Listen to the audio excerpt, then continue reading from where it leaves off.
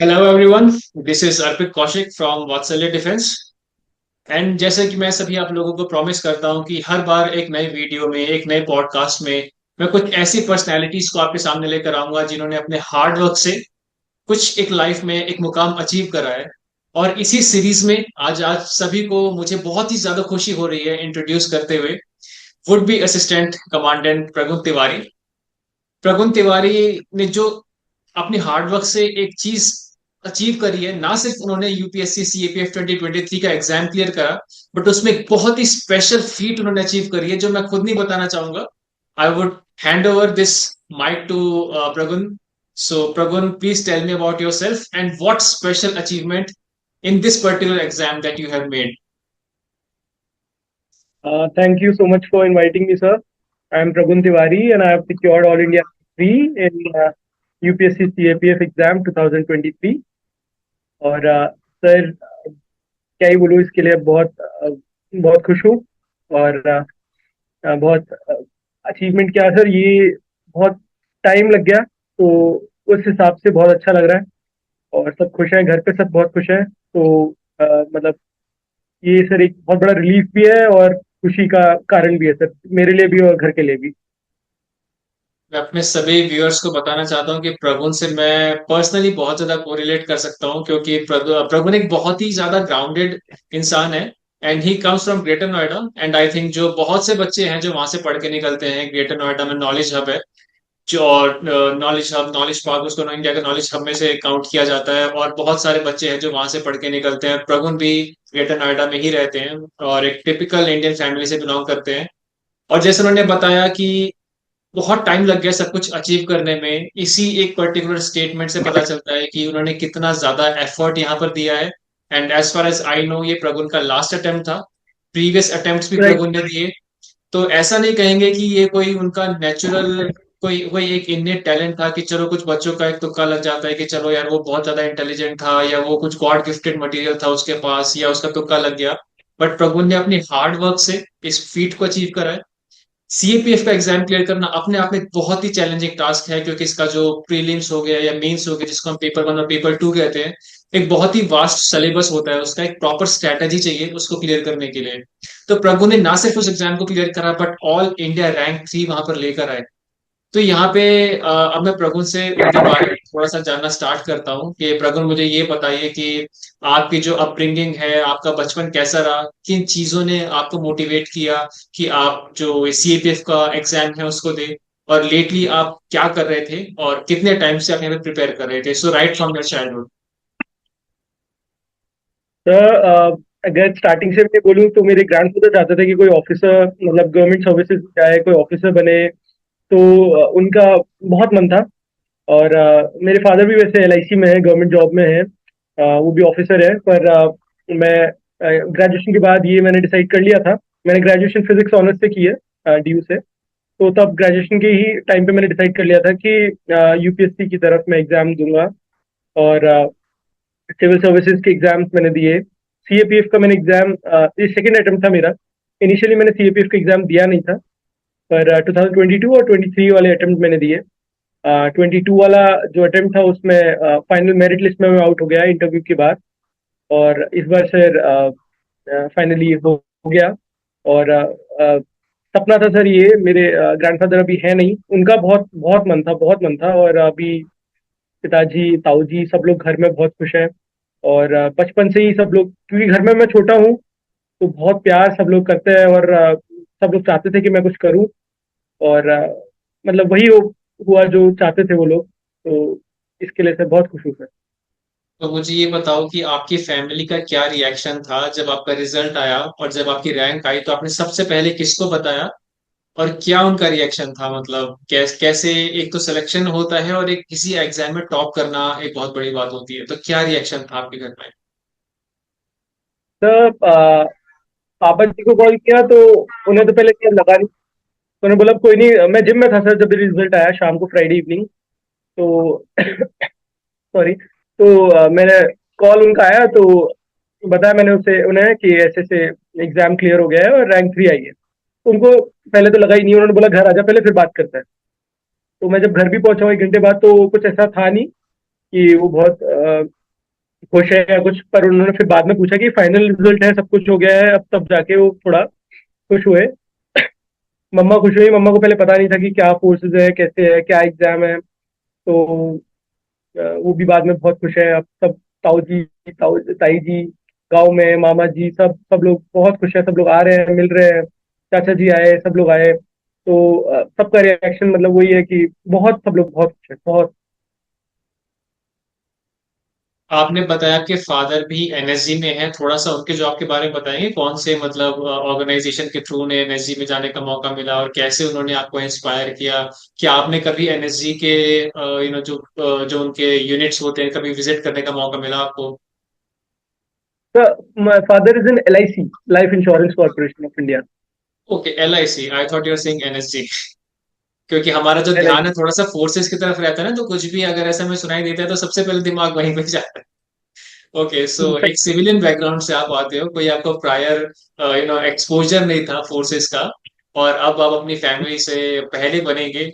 जैसा आपने बताया कि दादाजी की इच्छा थी कोई फुल फ्लेजेड हमारी फैमिली से government officer, group A gadget officer बने। और ना सिर्फ आप अपने पेरेंट्स की इस इच्छा को पूरा करा, पर जो हमारे जो दादा परदादा होते हैं और जो उनकी उनकी जो आशीर्वाद होती है शायद वही आपको मिली है यहाँ पे। तो जो आपकी ग्रेजुएशन रही, थोड़ा सा उसके बारे में बताइए, आपने कहाँ से क्या पढ़ाई करी? और एक बहुत ही कॉमन क्वेश्चन इंटरव्यूज में पूछा जाता है कि जो भी आपने पढ़ाई करी है वो आपके जो जॉब प्रोफाइल है उसमें आपको कैसे कंट्रीब्यूट करेगा। तो अपनी ग्रेजुएशन से आके स्टार्ट करते हैं कि आपने क्या करा, और उसका आप अगर देखते हैं तो आप कैसे उसका एक यूटिलाइजेशन लेकर आओगे अपने कोर्सेज में, और क्या ये क्वेश्चन आपसे पूछा गया था वहाँ पे? सर ग्रेजुएशन मैंने फिजिक्स ऑनर्स से BSc की है, DU से, किरोड़ीमल कॉलेज। और सर फिजिक्स ऑनर्स करते टाइम ही मैंने सोच लिया था कि सिविल सर्विसेज की तरफ या CAPF एग्जाम्स है, ये देने हैं मुझे। क्योंकि फिजिक्स ऑनर्स करके फिर आप रिसर्च के लिए अगर आप जाएंगे तो MSc करेंगे, PhD करेंगे, तो उतना तो मन नहीं था, खैर। पर फिजिक्स, हाँ, जो कि फिजिक्स एक बहुत इंपॉर्टेंट सब्जेक्ट है। तो उसमें क्वेश्चंस इंटरव्यू में भी पूछे। एक मैम जो मेरे बोर्ड में थी, उन्होंने फिजिक्स से दो तीन क्वेश्चंस पूछे, कुछ थ्योरेटिकल की, जनरल थ्योरी ऑफ रिलेटिविटी क्या है। और जो है, एक क्वेश्चन उन्होंने पूछा कि आप दिल्ली के पास रहते हैं और दिल्ली में इतना पोल्यूशन का प्रॉब्लम है, तो कैसे आप अपने फिजिक्स को यूज करेंगे उसकी प्रॉब्लम को टैकल करने के लिए। तो ये क्वेश्चंस आए। और साथ में सर ये इस साल नहीं, पिछले साल इंटरव्यू में पूछा था कि फिजिक्स क्यों फोर्सेस में आपको काम अ, आ सकती है। तो फिजिक्स सर, मैं समझता हूँ साइंस एंड टेक्नोलॉजी अब इतना इंपॉर्टेंट एक एरिना हो गया है। किसी भी वॉरफेयर में कहीं भी ड्रोन्स यूज हो रहे हैं, सेंसर्स, रेडार। तो फिजिक्स की अगर आपको अच्छी नॉलेज है तो ये आपको एक पॉजिटिव पॉइंट है आपके करियर में, फोर्सेस में आपको हेल्प कर सकता है। और चाहे वो कोई भी फोर्स हो, बॉर्डर सेंसिंग है, मैसेजिंग है, रडार, और जितनी भी इतनी टेक्नोलॉजी आज यूज होने लगी है जितने भी फोर्सेज में। तो सर ये मैं समझता हूँ कि फिजिक्स ऑनर्स होने का एक एडवांटेज जरूर होगा। ये अच्छा और संभला हुआ आंसर आपने दिया, without going north south, to the point आपने एक फिजिक्स की एप्लीकेशन बताई, और I think it is the right answer. कई बच्चे, मोस्ट ऑफ द जो बच्चे आते हैं वो टेक्निकल ग्रेजुएट्स होते हैं, वो पूछते हैं सर हम कैसे इस चीज को टेक्निकल एजुकेशन को अप्लाई करें, या जो भी साइंटिफिक आपका टेम्परामेंट है, नो डाउट उसका एक एडवांटेज होता है। तो उसकी आपने कॉलेज में आपकी कोई ऐसी हॉबीज या एक्टिविटीज आप करते थे जो आपने रिज्यूमे में ऐड करी हो? थोड़ा सा कॉलेज लाइफ के बारे में बताओ, क्योंकि जो कॉलेज लाइफ होता है किसी भी इंसान की लाइफ का सबसे ज्यादा एक एक एक हसीन लम्हे होते हैं, वो जो 3-4 साल आप वहां पे बिताते हो। तो थोड़ा सा अपने कॉलेज लाइफ के बारे में बताओ कि अपनी पर्सनैलिटी वहां पे कैसी थी?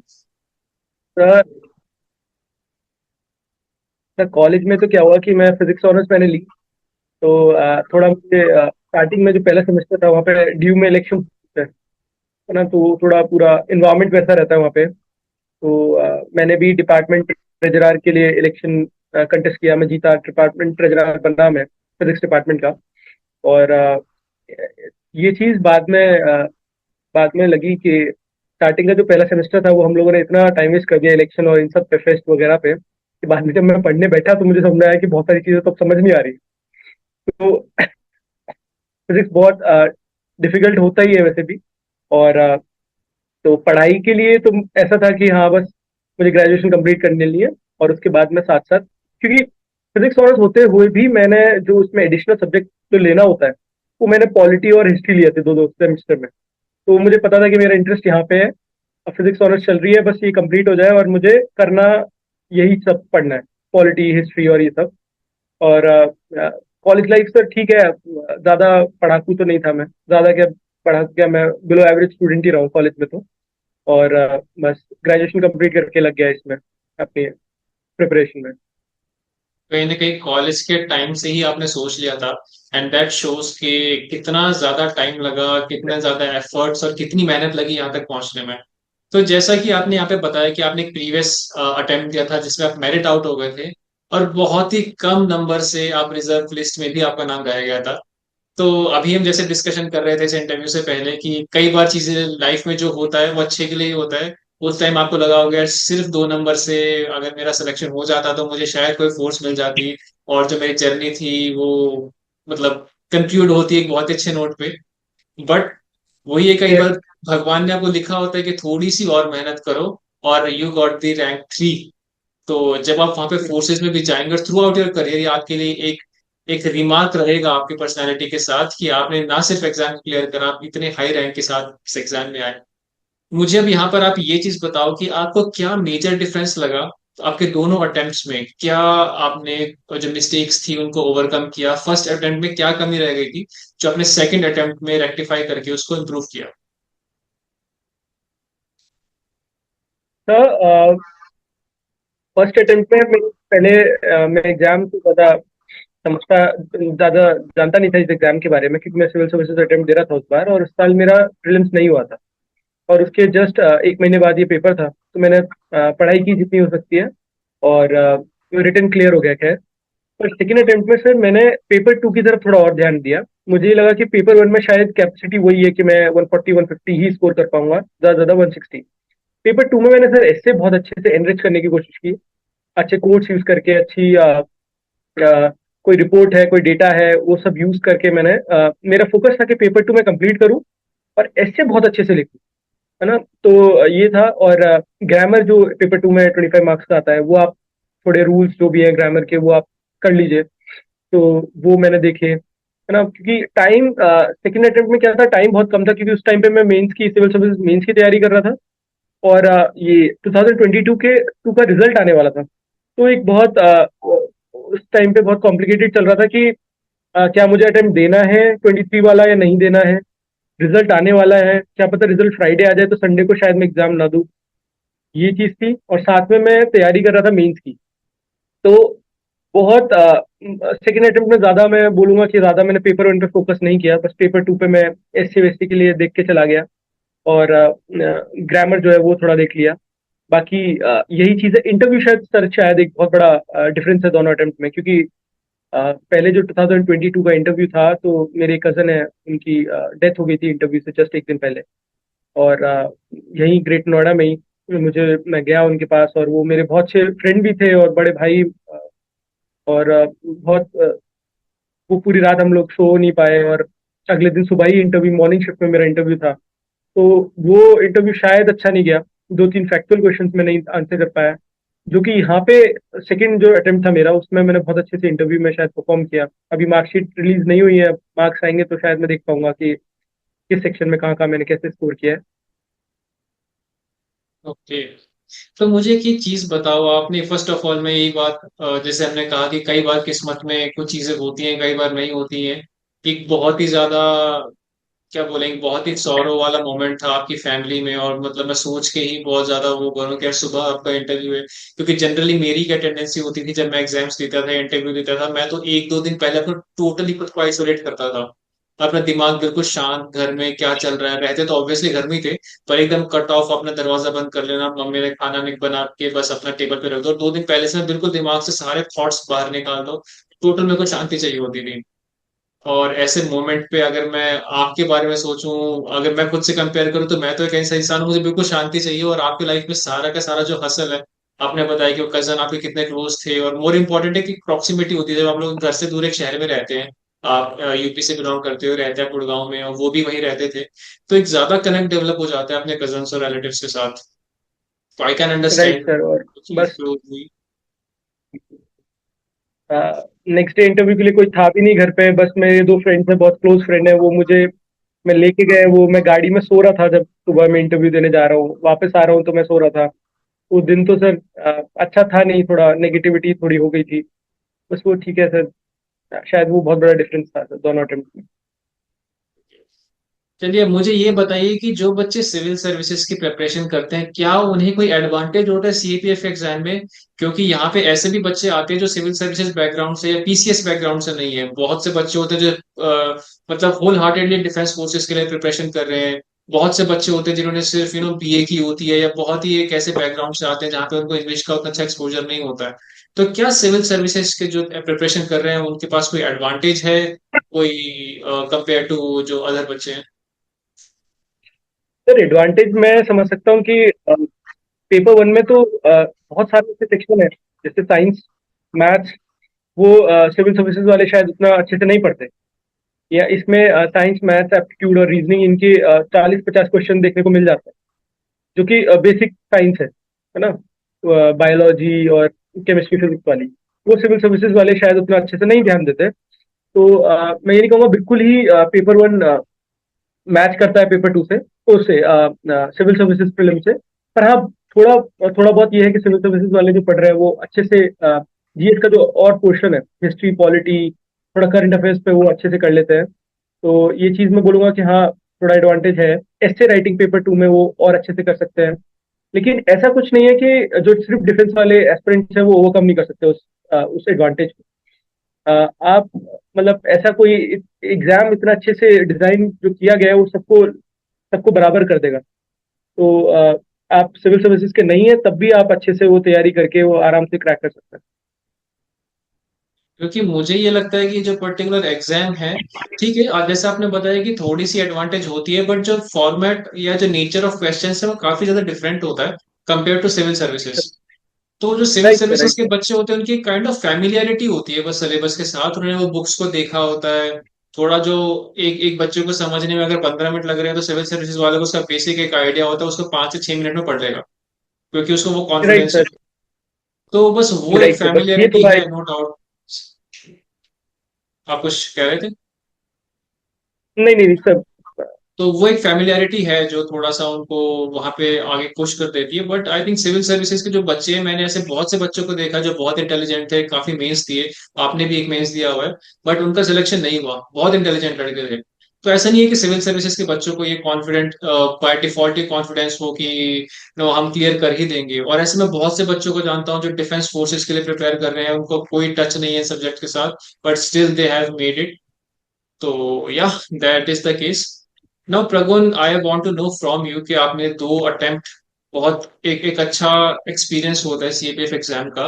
तो अगर कोई फ्रेशर बच्चा है और आपको बताना है उसे कि आप एक ये डिटेल स्ट्रेटजी फॉलो करो, मतलब एक simple question I am asking you कि कितना टाइम आप बताओगे बच्चे को, इतना टाइम आपको देना पड़ेगा जो एक फ्रेशर है, जैसे आपने सिंपली बीएससी करी है, किसी ने बीटेक करी, तो जिसको थोड़ा कम आइडिया है, तो कितना टाइम लगेगा? और क्या आप उसको strategy paper one and paper two की बताओगे? इंटरव्यू के बारे में हम नेक्स्ट क्वेश्चन में डिस्कशन करेंगे, बट रिटर्न जो हमारा पेपर वन पेपर टू है उसकी स्ट्रेटजी और कितना टाइम स्कोप और कौन से बुक्स, क्या रिसोर्सेज, करंट अफेयर्स पे कितना फोकस होना चाहिए, राइटिंग की प्रैक्टिस कैसे की जाए, ये सारा मुझे एक बार बताओ। तो पहले तो ये थोड़ा सब्जेक्टिव हो सकता है कि सबका मतलब तैयारी का करने का तरीका अलग है, सबको टाइम शायद अलग लगता है। पर मैं ये समझता हूँ जो सीएपीएफ का सिलेबस है या जो भी चीज़ है, अगर कोई ग्रेजुएशन कंप्लीट करने के बाद 6-7 महीने भी दे रहा है और दिन के 5-6 घंटे भी दे रहा है, ये मेरी सोच है कि वो पेपर वन पेपर टू दोनों अच्छे से पकड़ कर सकता है वो। पेपर वन में अगर हम बात करें तो जो हिस्ट्री, पॉलिटी और ये सब जो हिस्ट्री, पॉलिटी, ज्योग्राफी, इनके क्वेश्चंस है, वो आप नॉर्मल अगर आप एनसीईआरटीज करके जो बेसिक स्टैंडर्ड बुक्स है, जैसे मॉडर्न के लिए स्पेक्ट्रम है, देखेंगे स्पेक्ट्रम से डायरेक्ट क्वेश्चन है ना। तो आप वो लक्ष्मीकांत आप कर लेते हैं, तो जो स्टैंडर्ड 4-5 बुक्स हैं वो आप अच्छे से कर लेते हैं, तो बहुत हद तक आपका सिलेबस हो जाता है। लेकिन चीज सर, 9th और 10th की एनसीईआरटी साइंस की मैं समझता हूँ बहुत इंपॉर्टेंट है। बहुत क्वेश्चंस आते हैं, डायरेक्ट क्वेश्चंस आते हैं, तो वो करना बहुत जरूरी है। बाकी से करंट अफेयर्स इसमें थोड़े डिफरेंट आ जाते हैं, वन लाइनर क्वेश्चंस है, फैक्चुअल क्वेश्चंस भी आ जाते हैं थोड़े, और डिफेंस से रिलेटेड क्वेश्चंस आ जाते हैं। तो उसके लिए सर बहुत सारे टेलीग्राम चैनल्स हैं जिसमें आपको पीडीएफ मिल जाएंगी मंथली मैगजीन्स और इसकी करंट अफेयर्स की, सीएपीएफ के लिए स्पेसिफिकली। तो वो आप यूज करके पेपर वन तो आप बहुत अच्छे से तैयार कर सकते हैं। मतलब आप अगर आप 6-7 महीने लगाए और मॉर्निंग शिफ्ट में आप पेपर वन के हिसाब से पढ़े, पेपर टू शाम को आप न्यूज़पेपर पढ़िए। न्यूज़पेपर में बहुत अच्छे एडिटोरियल्स हैं और वही से 20-25 थीम है जो इम्पोर्टेंट है। वुमेन एम्पावरमेंट, डिफेंस से related, education, nation building, agriculture कभी कभी, या जो भी मतलब जो प्रॉपर जो जनरल थीम है उन पे आप अगर अपना डेटा तैयार कर लेते हैं, अच्छा आप अपना कंटेंट तैयार कर लेते हैं, और न्यूज़पेपर में इतने एडिटोरियल्स आते हैं जो न्यूज़ में चल रहा है, आप अच्छे अच्छे इंपॉर्टेंट पॉइंट्स को आप लिख लेते हैं, तो पेपर टू में सर ऐसे उनके लिए इजी हो जाएगा। उसके साथ साथ सर इंग्लिश पे थोड़ा ध्यान देना पड़ेगा। इंग्लिश करना है, और प्रेसिज राइटिंग सर इजीली हो सकती है, स्कोर कर सकते हैं इजीली। आर्ग्यूमेंट राइटिंग है। तो ये सब जो चीज़ें हैं वो थोड़ा प्रैक्टिस से अगर आप बच्चा जो है मॉर्निंग शिफ्ट में ऑब्जेक्टिव टाइप पेपर वन की कर ले, और इवनिंग शिफ्ट में वो अपना पेपर टू को देखते हुए चले, तो 6-7 महीने में आराम से वो कर सकता है सिलेबस पूरा। मुझे अपनी साइड से एक यहाँ पे टिप ध्यान में आ रही है, जो मतलब एक बड़ा ही रियलिस्टिक एक्सपीरियंस था मेरा इस एग्जाम को प्रिपेयर करने का। कि जनरली हम क्या करते हैं, पेपर वन और पेपर टू की तैयारी थोड़ा डिफरेंटली करते हैं। कि आज मान लो जैसे आपने मॉर्निंग इवनिंग शिफ्ट बताया, कुछ बच्चे करते हैं कि चलो 3 दिन लगातार पेपर वन कर लिया, 3 दिन लगातार पेपर टू कर लिया, किसी ने ऑल्टरनेट डेज पे कर लिया। तो सबकी एक अपनी स्ट्रेटेजी होती है, उसमें कोई सही है गलत नहीं होता। और मैं भी यही करता था जब पेपर वन की मैं तैयारी कर रहा था और काफी अच्छा हो गया था, मेरे स्कोर्स बहुत अच्छे आ रहे थे, तो मैंने पेपर वन एक बार प्रिपेयर एक जगह प्रिपेयर कर लिया। फिर मैं पेपर टू प्रिपेयर कर रहा हूँ, मेरा पेपर टू की भी अच्छी कमांड बन गई है, मैंने पेपर टू भी एक जगह प्रिपेयर कर लिया। फिर जिस दिन मैं अपना फाइनल पहला मॉक देने बैठा था, मुझे याद है, तो पेपर वन देने के बाद जब मैं पेपर टू देने बैठा तो मेरे हाथ बिल्कुल नहीं चल रहे थे। यूजुअली ऐसे कुछ प्रॉब्लम मुझे आती नहीं थी। तो व्हाट आई रियलाइज कि इस एग्जाम में जो एक बहुत बड़ा पॉइंटर है ना, कंपेयर टू चाहे आप सिविल सर्विसेज से करो किसी से भी करो, ये जो शिफ्ट है पेपर वन से लेके पेपर टू का बहुत ही शॉर्ट पीरियड में, क्योंकि आप अपने दिमाग को डिफरेंट वे में प्रिपेयर कर लेते हो पेपर वन के टाइम पर।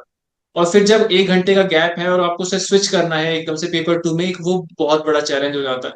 तो सभी जो स्टूडेंट्स हैं जो इस एग्जाम के प्रिपेयर कर रहे हैं, ये मेरी उनको एडवाइस रहेगी कि इस स्विच को जितना कम टाइम में आप कर पाओ, वो एक बहुत बड़ा एड करेगा आपको, क्योंकि दोनों ही फॉर्मेट्स की प्रिपरेशन और थॉट प्रोसेस टोटली डिफरेंट है। ऑब्जेक्टिव की थॉट प्रोसेस एकदम डिफरेंट होती है सब्जेक्टिव से। आप मानते हैं इस यस, बात को? बिल्कुल बिल्कुल सर, बिल्कुल। एक मुझे ये चीज बताइए कि पेपर टू में हम तो जनरली उस चीज को वैल्यू एडेड मटेरियल बोलते हैं, कोई वैल्यू एडेड नोट्स बोलता है, सबके पास अलग चीजें हैं। बेसिकली जो छोटे छोटे पॉइंटर्स, जैसे कि किसी रिपोर्ट का नाम हो गया या किसी पर्सनैलिटी का कोई कोट हो गया, जैसे हम अपने आंसर को एनहेंस करने के लिए, एनरिच करने के लिए एक एक्स्ट्रा मटेरियल जो ऐड करते हैं, उसके लिए आपकी क्या स्ट्रेटेजी रही थी? आपने मतलब कैसे उसको एक जगह पे लिख के याद करा था? और क्या आप एग्जामिनेशन में उसको इनकॉर्पोरेट कर पाए थे? क्या इतना टाइम मिलता है, इतना सोचने का टाइम मिलता है वहां पे, मान लो जिससे कटिंग हो रही है, उस कटिंग से आपने कैसे डील किया? और कैसे ये छोटे छोटे जो पॉइंटर्स थे आपने उसको कैसे इनकॉर्पोरेट किया, और वो कहाँ से आपने स्टडी करे? सर पहला तो सर पेपर है, न्यूज़पेपर के लिए आपको रिपोर्ट्स मिल जाएंगी, आपको डेटा मिल जाएगा इतना सारा। सर मैं एक पर्सनल चीज ये बताता हूँ कि व्हाट्सएप पे मेरा और मेरे पिताजी का एक ग्रुप है। वो पिताजी नहीं देखते हैं, मैंने ग्रुप बनाया हुआ है वो। तो मुझे कोई भी इंपॉर्टेंट चीज कहीं भी मिलती है चलते फिरते या कुछ भी है, तो मैं रजिस्टर में तो लिखता ही हूँ, खैर वो एक अलग चीज है, पर मैं वो ग्रुप पे भी डाल देता हूँ। कोई भी कोई भी न्यूज है, छोटी बड़ी कुछ कैसी भी, तो मुझे लग रहा है इंपॉर्टेंट है या मुझे नहीं पता थी, कुछ बहुत अच्छी लग रही है और इसको मैं यूज कर सकता हूँ कहीं पे, तो वो मैंने उस ग्रुप पे डाल दी। वो पिताजी नहीं देखते हैं कभी भी, बस वो मेरा ग्रुप है, मैं अपनी 1-1.5 साल से वो यूज कर रहा हूँ उसको। और बाकी मैं रजिस्टर में भी कहीं ना कहीं कुछ भी इंपॉर्टेंट चीज है, जैसे नेचुरल डिजास्टर कुछ हो रहा है, ग्राउंड वाटर से रिलेटेड कोई न्यूज आ रही है, फ्लड से आ रही है, अभी कुछ टाइम पहले चल रही थी, तो जो वो सब्जेक्ट की जो रजिस्टर है उसके साथ में कहीं लिख दिया। कोई भी इंपॉर्टेंट कोई भी रिपोर्ट आई है, कुछ डेटा है जो लग रहा है अच्छा है, तो फिर मैं कभी उसे बाद में फिर पढ़ूंगा, पढ़ने जाऊंगा तो वो फिर से वो रिवाइज हो जाएगा। और सर बात ये है कि सारे पॉइंट्स, अब एजुकेशन रिलेटेड अगर मुझे 10 पॉइंट पता है तो वहां पे मुझे 4 ही याद आएंगे, और हो सकता है मैं यूज भी 2 ही कर पाऊँ। पर वो आपको करने पड़ेंगे 10, इसलिए तब जाके वो 2-3 उस टाइम पे काम आ पाएंगे। तो सर मैं तो ये मानता हूँ कि जितना मिले डेटा आप उसे रख लीजिए अच्छा सा, और रिवाइज करते रहिए टाइम पे, उस टाइम पे जितना ज्यादा याद आ जाए अच्छा ही है। तो यही सारी एक इनोवेटिव अप्रोचेज होती है। जैसे आपने एक व्हाट्सएप का सही यूज बताया कि आपका एक डेड ग्रुप पड़ा है, ठीक है, उसमें जो भी आपके फैमिली मेंबर्स हैं आप वहां पे पोस्ट कर देते हैं। मेरा था कि मैं न्यूज़पेपर की कटिंग को एज इट इज काट के स्टोर कर लिया करता था, मतलब मैंने फाइल्स बनाई हुई थी। और जैसे आपने अपने फादर की इन्वॉल्वमेंट ग्रुप में बताई, मैं बताऊं मुझे भी ये आइडिया अपने फादर से मिला, क्योंकि वो भी न्यूज़पेपर की जो भी कुछ भी अच्छी कोट्स हो गए कुछ भी, वो हमेशा कटिंग अपने साथ रखते हैं। तो मैंने वो वहीं से हम्म। उस चीज को ना, जो आर्टिकल एज इट इज उठाया, उसको अपने नोट्स में भी लिखा, उसको हाईलाइट करके सेग्रीगेट करके, आप जितना ज्यादा यू नो अपने काम को ऑर्गेनाइज्ड वे में करोगे, आपको रिमेम्बर करना उतना आसान हो जाएगा। तो मैंने तो बहुत सारी राइट। ऐसी फाइल्स फाइल्स लगाई हुई थी। और आपको लगेगा कि यार एक साल के न्यूज़पेपर है तो फाइल बहुत मोटी हो जाएंगी, बट ऐसा नहीं था। बहुत लिमिटेड ही, मतलब मुझे ऐसा लगता है 15 से 20 पेजेस या आर्टिकल्स एक उसके बनते थे, जब मैंने इतनी ज्यादा उसको सेग्रीगेट कर दिया था।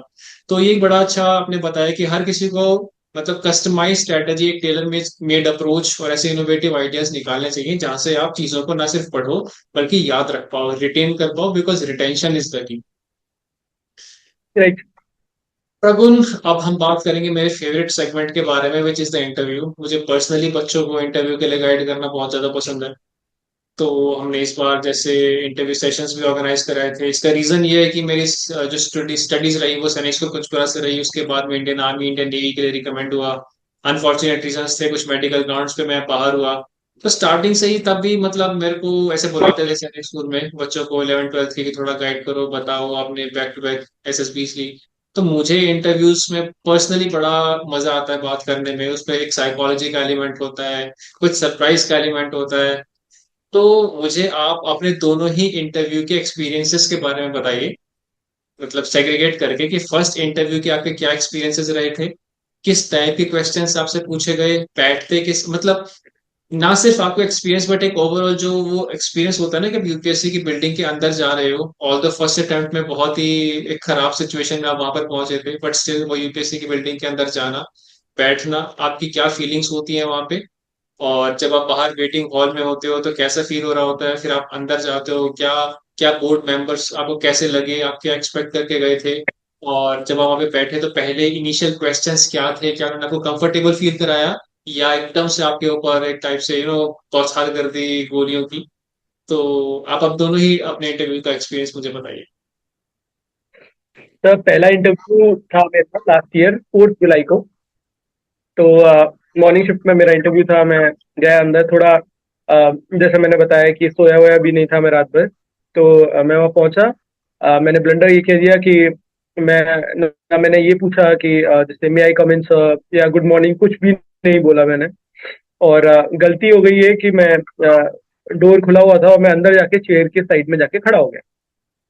तो वो मुझे बाद में लगा कि मैंने क्या कर दिया, मतलब फिर मैंने तब उन्होंने सामने से बोला गुड मॉर्निंग प्रगुन, तो मैंने तब उनको गुड मॉर्निंग बोला।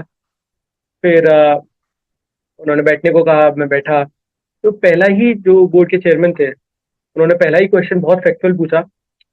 अलीगढ़ मेरा होम टाउन है सर, यूपी में पड़ता है अलीगढ़। तो अलीगढ़ पे बहुत सारे क्वेश्चन पूछे उन्होंने। तो वो मैंने थोड़ा ब्लंडर वहां पे कर दिया। वो शायद उन्होंने तब पूछा था कि अलीगढ़ की रिलीजियस कंपोजिशन क्या है। वो मैंने फैक्चुअली बहुत रॉन्ग बता दी, और उन्होंने बोला कि उन्होंने फिर से पूछा कि सही बोल रहे हो आप। और मैंने हाँ बोल दिया कि हाँ सर सही बोल रहा हूँ। पर वो बाद में मुझे लगा कि नहीं, ये वो गलत हो गया, क्योंकि स्टार्टिंग में ही वो ऐसा हो गया और वो क्वेश्चन करने लगे। तो वहाँ थोड़ी मुझे स्टार्टिंग अच्छी नहीं हुई पहले इंटरव्यू की। लेकिन उसके बाद सब बहुत अच्छा हो गया। बाकी जो तीनों बोर्ड मेंबर्स थे उन्होंने बहुत अच्छे से पूछा। अ, बहुत कंफर्टेबल करा दिया उन्होंने। और अच्छे से सब बढ़िया चला। एक लेडी मेंबर थी, उन्होंने बोला कि फोर्सेस में प्रॉब्लम क्या है। तो 2-3 पॉइंट्स मैंने दिए कि इंफ्रास्ट्रक्चर प्रॉब्लम है, थोड़ा ह्यूमन रिसोर्स का प्रॉब्लम है, और थोड़ी इंसेंसिटिविटी इन्वॉल्व है। तो वो वहाँ पे वो थोड़ा भड़क गए कि इनसेंसिटिव कैसे बोल सकते हो आप फोर्सेस को। ये क्या कहना चाहते हो आप। तो वो मैंने जस्टिफाई करने की कोशिश की। पर थोड़ा शायद पता नहीं वो हुए, मतलब अब पता नहीं क्या है। तो उस इंटरव्यू में मेरे 101 मार्क्स आए। हालांकि वो ठीक थे, लेकिन तब भी वो इतने नहीं थे कि मेरिट क्लियर हो पाती। लेकिन सेकेंड इंटरव्यू जो मेरा हुआ वो सर राजकुमार शुक्ला सर का बोर्ड था।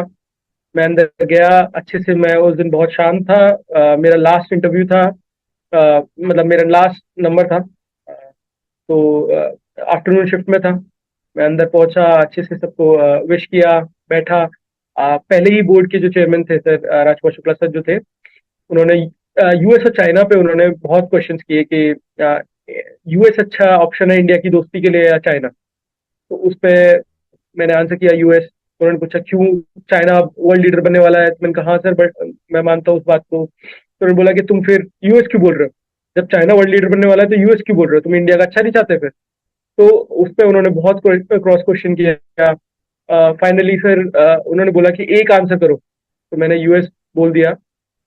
तो उस पर वो खुश हो गए कि ठीक है चलो। उन्होंने मतलब बहुत ग्रिल करने की कोशिश की, बहुत कि यूएस क्यों, यूएस तो बहुत बेकार कंट्री है, वियतनाम में उसने क्या किया है, आप ये देखो वहां पे अफगानिस्तान में उसने इतना प्रॉब्लम क्रिएट कर दिया, ईरान में इतना प्रॉब्लम कर रहे हैं वो, यूएस क्यों। तो उन्होंने बहुत बताने की कोशिश की, उलझाने की कोशिश की।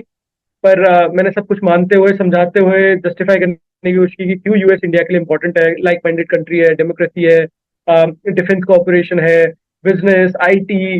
मैंने और भी जितने भी पॉइंट्स में रख सकता था रखा। वही क्वेश्चन, सिर्फ एक ही क्वेश्चन शायद 8-10 मिनट चला हुआ इंटरव्यू के। मतलब शायद वो आधा इंटरव्यू उसी में ही हो गया था, यूएस और चाइना, उसी डिस्कशन में। उसके बाद सेकंड बोर्ड मेंबर थे, उन्होंने बहुत बुकिश क्वेश्चन पूछे पॉलिटी से। आर्टिकल 32 क्या है कॉन्स्टिट्यूशन से, कॉन्स्टिट्यूशनल रेमेडी, रिट्स क्या है, मैंडेमस क्या है, एग्रीकल्चर से क्वेश्चन पूछे, आईटीबीपी से क्वेश्चन पूछे, 1962 वॉर से क्वेश्चन पूछे। फिर थर्ड जो लेडी जो मेंबर थी, उन्होंने मुझे फिजिक्स पे पूछे। और फिर फोर्थ जो मेंबर है, उन्होंने इंडिया पाकिस्तान रिलेशंस और private sector in private companies in space sector, वहां से क्वेश्चन पूछे। तो ओवरऑल सर सेकेंड इंटरव्यू अच्छा गया। फर्स्ट इंटरव्यू से थोड़ा जो 2022 वाला था उसमें शायद मिस्टेक्स मैंने कर दी। मैं बिल्कुल ही अनप्रिपेयर्ड नहीं था, पहला इंटरव्यू था।